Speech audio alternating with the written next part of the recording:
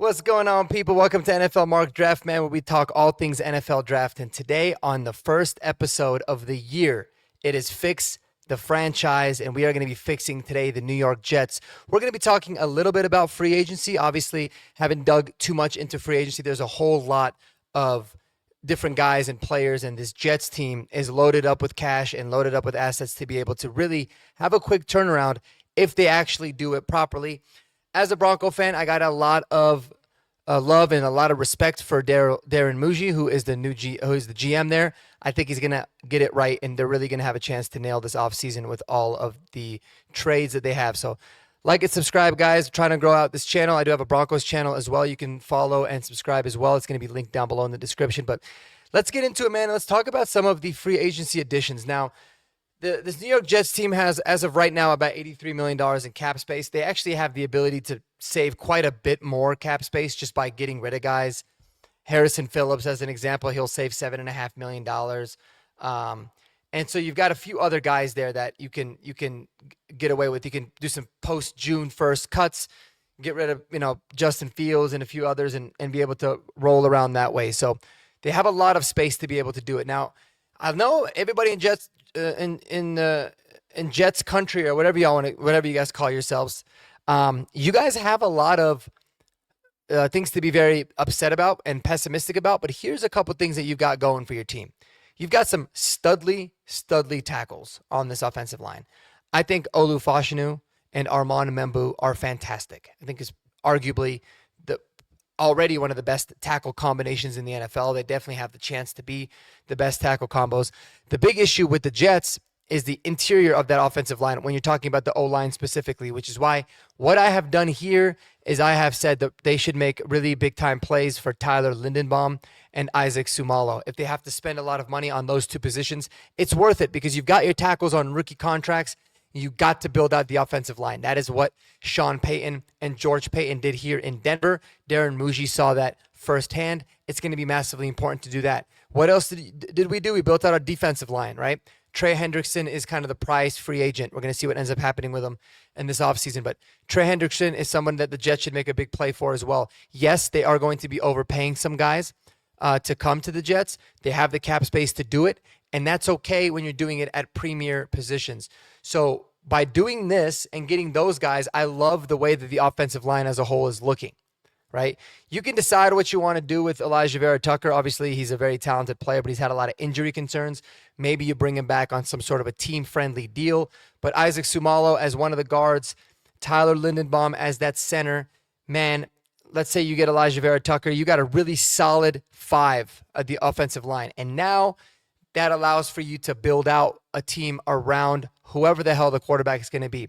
In this particular exercise, I brought in Malik Willis, and I actually really like Malik Willis. I think he's looked really good. I thought he's been a very solid player, someone that's kind of come along a little bit later in his career.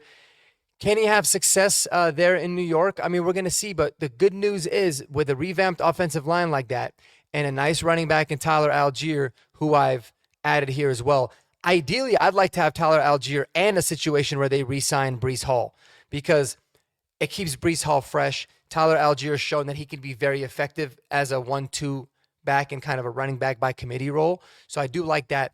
But I think Malik Willis is a really good quarterback, and I think he's somebody that at worst can at least right the ship for a little bit, give you some solid quarterback play, give you a little bit of continuity there to see what he's got. That does not mean we are going to ignore them in the draft.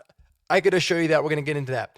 And looking through all of their pending free agents, aside from Breece Hall, maybe Andre Sisco. I didn't put Breece Hall here because I don't think he really wants to come back to the Jets. But Andre Sisco is someone that could make sense. Obviously, his season got cut short, unfortunately for him. But he could be a pretty decent player in that secondary. Otherwise, man, there's going to be a lot of different defensive free agents that I think that they are going to bring in the Jets. But this is a really good draft to build through the draft. I really do believe that it is. And I think that the best thing to do is stock up on as many of these defensive players as you can in the secondary and get guys that fit into the system there with Aaron Glenn and company. So we'll see. But this is kind of what I got in terms of the overall free agency outlook. When we're talking about the draft itself, let's get into what I think this team's got to do. All right, so this is one of my favorite things to do here. We're going to pop this off, go ahead and make this bigger, and we're going to get into the Jets. So in this particular situation, the Jets, of course, they figured, just like a lot of bad franchises, what they did was they decided that they wanted to win a meaningless game later on in the year, right? And what that did is that it kicked them out of the first overall pick. And now no Dante Moore coming out of Oregon, which I think is actually kind of a blessing in disguise because I don't think he was worthy of the second overall pick. Fernando Mendoza will go to the Raiders. If for whatever crazy reason the Raiders maybe don't love Fernando Mendoza, maybe you could trade for that. But otherwise, it's really not a big deal. What's the best way to go about these next guys? So you've got to look at a couple of different positions. You've got to look at the edge group, and you've got to look at the defensive line group. Let's pull up the defensive interior. The top-rated guys right now are Ruben Bain and David Bailey. I know there's been a lot of people that talk about Keldrick Falk being really good. I definitely don't think he's a number 2 overall pick kind of guy. But these are some guys that you could really knock it out with. Caleb Downs and Arvell Reese are pretty consistently highly rated, but I don't really like a safety or an off-ball type of linebacker in Arvell Reese going this high. You've got to go at a premium position.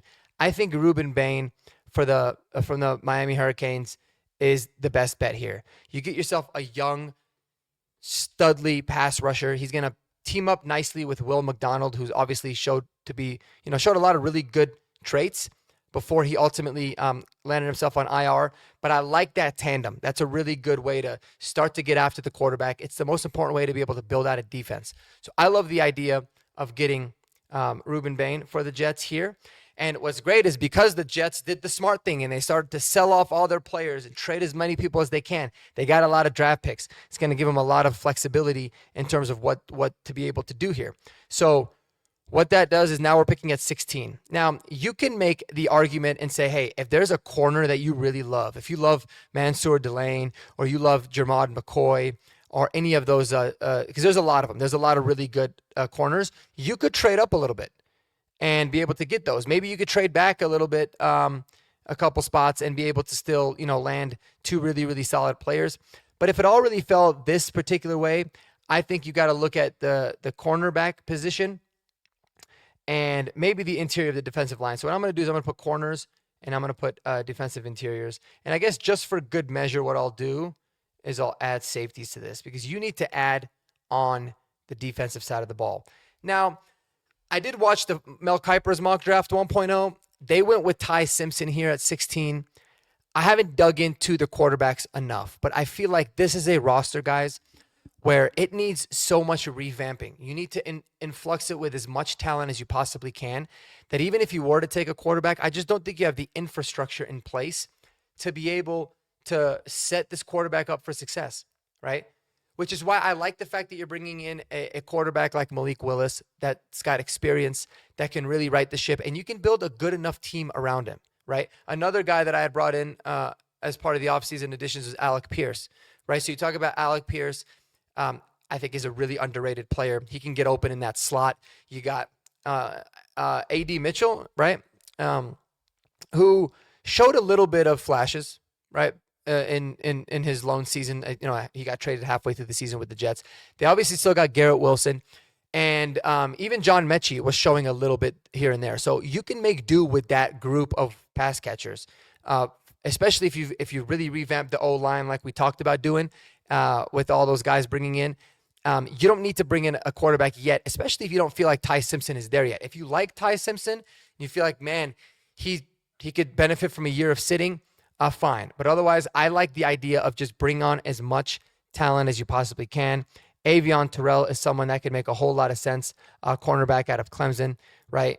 5'11", 180 pounds, but just a ball player. You can see he grades out really, really well. Again, haven't dug too deeply into any of these guys. So come, March, there's probably going to be a lot of guys that I have ranked over him. But I love the idea of going with a playmaking corner, whether it's Colton Hood or Avion Terrell. Again, this is one of the deepest cornerback classes in recent memory. I think he's a stud. Caden McDonald is also somebody that could make sense, right? 6'3", 326-pound, just beefy guy on the defensive interior.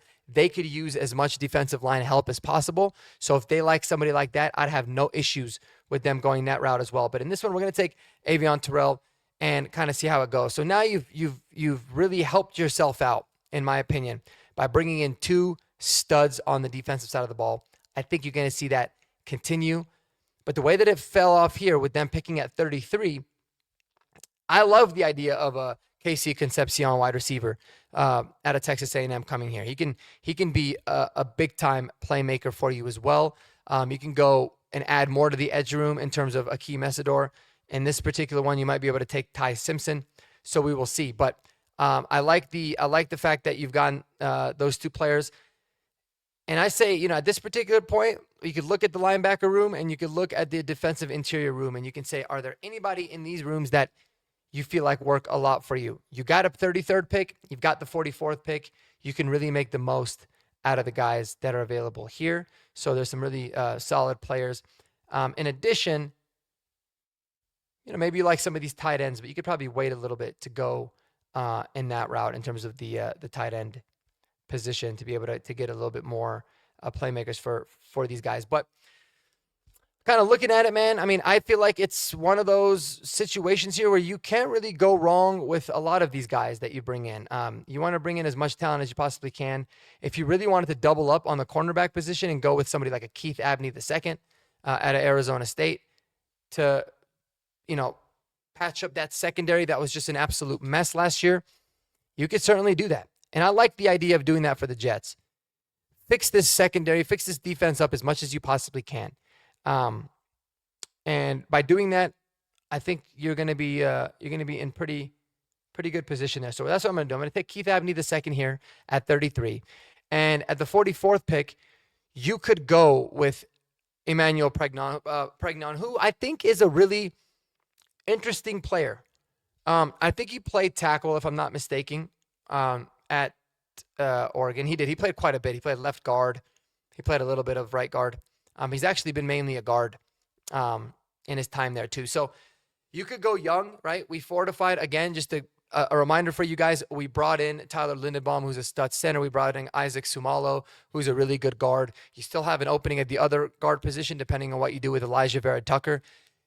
It's all about building up through the trenches. So Emmanuel Pregnon is someone that would actually make a whole lot of sense here for this team. You could go with a Caleb Tiernan, who could be a guard and then maybe fill in a tackle if you needed to. But nonetheless, they really need to be able to have as much positive types of play as they can there. You could also go with Jake Golday, who's a 6'4", 240-pound linebacker, off-ball linebacker, kind of flies around everywhere. He's a really good player, and he could be somebody that is a good player for the center of that defense. You want to build out all levels, right? I like the 2 corners that we got so far. You did get yourself an interior defensive player. Looking at who it is that we got an edge rusher in Ruben Bain, who's a stud. So you could look at any one of those 2 positions. I really like Lee Hunter a lot, actually, out of Texas Tech. I feel like looking at anybody within that Texas Tech defense is really good. And I like the kind of size that he brings. He can play all across the O-line. He's lined up mainly in the B gap as like a 3 tech, but he could be a 1 tech. He could be a 0. Really good size there. So when you're looking at this, for me, it would be trying to decide between the interior defensive lineman or the off-ball linebacker. I just truly believe that you got to fortify the defensive line first and foremost. Bring in some good beef and be able to see what it is that you can do there. You can look at the rest of the positional groups on the offensive side of the ball and in safety and in linebacker here with pick number 103. And so I'm going to be fully transparent, guys. I haven't dove too deeply into the draft like I usually am at this particular point of the year because my Broncos went a little bit further this season than I anticipated them to, and it was an unfortunate loss yesterday. So I'm doing this to kind of keep my mind off of things. But, You could see Jacob Rodriguez went off the board at pick number 100, but that's the kind of player that I would really like to get, and that's what I like to target in the 4th round. Get yourself those off-ball linebackers or a really good safety at this particular part of the draft, right? So if you like your Trey Moores, your Harold Perkins Jr.'s, those are some guys that can make sense. Or if there's any of these stud safeties like a Genesis Smith, who my buddy Kodiak Broncos really likes, and Andy NFL, one of the best guys to follow for draft stuff. That's somebody that can make a lot of sense too. So I'm going to go ahead and just continue to fortify this defense. And you can see this is pretty crazy, right? You're talking about a Jets team who, with the first 5 picks, and granted, that's 5 picks in the top 103, right? So very premium picks that are spending it all on defense. Why is that? Well, first of all, your defense was just horrible last year. Secondly, you've got a head coach that you're given another opportunity to, whether you think Aaron Glenn deserved it or not is a completely separate discussion. But obviously, the guys that they had on the defense last year were just not fits for what he wants to do. So that's why they traded a lot of their guys. They traded Sauce Gardner, right? They traded Quinnen Williams to be able to get these picks, to be able to fortify and fill them with guys that are cheaper, younger, and also handpicked by Aaron Glenn. And if Aaron Glenn is able to put this sort of a draft together, it doesn't have to be these guys, but you're talking about a really good edge rusher, a couple of very good corners, a good safety, and then a defensive interior big guy on the line, and they all fit what he wants to do. That is how you completely revamp a defense and build an identity that matches the head coach and exactly what it is that he wants to do. It also builds out a really good foundation for a quarterback, whether it's a rookie quarterback or a free agent guy like I had given y'all Malik Willis. The best friend to any quarterback, young or old, is going to be a very good defense. So you build out the defense. We've built out that offensive line really, really strongly in free agency. And you got yourself a good running back in Tyler Algier. You got yourself a stud pass catcher in Alec Pierce. I like all that. In fact, let's go back in and revisit all this, right? Malik Willis is the quarterback I like. Get yourself a Trey Hendrickson. Right now you got Trey Hendrickson. You're mixing him in with Ruben Bain. You've got yourself Will McDonald the 4th as well. I mean, those are some really good pass rushers. And then Tyler Linderbaum, one of the best centers in football. If he could become available and you get him and you pair him up with Isaac Sumalo, you're in great shape along that offensive line with 2 very good tackles. I love Olu Fashanu, like I've said before, and I love Armand Membu. I like the way this is building, man. I really do. Alec Pierce, you can add it to that room with Garrett Wilson. So just kind of recapping everything. Tyler Algier, and then you can bring back Andre Cisco. And then now what you got is you've got yourself a really solid young group. And obviously there's a lot of other free agents that you can look in to bringing, lower cost guys, depth guys, things like that. But I really like the way that this one seems to be coming along. And then at this point, I pick in the 5th round, I'd pick 175. I actually really like Oscar Delp. I think Oscar Delp is a really underrated player. He had a little bit of a down year this past year, but he's a pretty solid blocker. He's a big-bodied guy. I think he could add a lot to a room. And so I really like what he would actually bring to this particular team here. And then you could just really start to fill out a whole lot of other positions, right? You could look at some wide receivers if there's some late guys that can give you some good special teams value here in the 5th, 6th round, and the 7th round that you feel like is good. But you can fill up with as much high upside guys as you possibly can there. I ain't going to lie, I really like Diego Pavia. He's always been one of my favorite players in college football. And I think he would actually make a lot of sense for the Jets if they were to bring in Malik Willis. He's not going to come in and necessarily start for you, but he brings the leadership traits and he brings kind of a tenacity that you see in college that I think this team could really use. And if they brought in Malik Willis, it would actually make sense because they're kind of similar. They're smaller guys, but they can go out there and make plays. So just to have fun with this, man, I'm going to bring in Diego Pavia as like a late round quarterback. You could probably get him a little bit later, but it is what it is. And then, you could start filling in. Again, I'm just going to pick some randoms, but I'm just talking about, let's focus more on positional groups, right? You could look at Noah Thomas as one that you can bring in from a wide receiver standpoint. You can bring in one of these, Kalen Black I actually like from Indiana, so maybe like another good running back to really beef up the running back room that you have there. And then you can also focus on additional interior guys, maybe some guys that have a whole lot of upside, but they just need a lot of seasoning. And you can never go wrong with bringing in as many of these interior guys as possible when it comes to that. Maybe get yourself, another guy that can win a little bit more on the defensive line, a big defensive lineman here. And let me see one thing with the Jets. Maybe we'll fix a really important piece for them as well, because they have they got Nick Folk kicking. I don't know how good Austin McNamara is, but you can maybe upgrade there. But try to find somebody that could also maybe give you some upside in the kicking game as a kick returner. I don't really know who those guys are in this draft, but let's go with Jaron Kanek as a tight end. That's a good pass catcher as well. And again, guys, it's more going to be not necessarily specific players. I mean, you can look at it more for the early round guys, but when you're looking at this overall Jets mock draft, I really like it, man. I like the idea of going defense heavy and taking advantage of a really good edge, an edge class that it is this year, and a really good cornerback class. Being able to bring in those guys to make up for the losses of Quinn and Williams and Sauce Gardner, and just really adding some good overall talent. So you're going to couple that mixed in with the fact that you bring in Malik Willis and all of these other guys in free agency, and I think the New York Jets can have a really quick turnaround, man.